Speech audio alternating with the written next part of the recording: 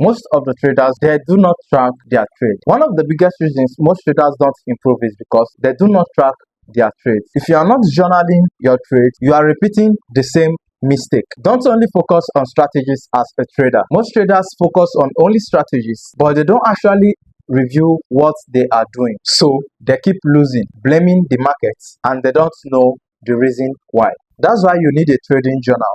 And here in this video, I'll show you free trading journals which you can use easy and simple to journal or log your trade. The first tool is Myfxbook. This platform helps you to automatically track your trades and give you detailed analysis on your performance. You can see your win rate, drawdown, and overall performance. The second tool I'll be talking about is Notion. You can also set up Notion to journal your trades. And remember, the goal is not just to trade.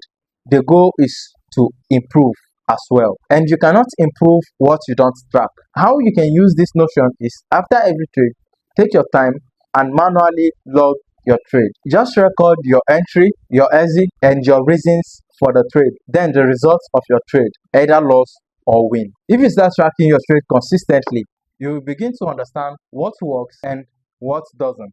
And that's when real progress starts. So with this being said, I'll see you in my next video.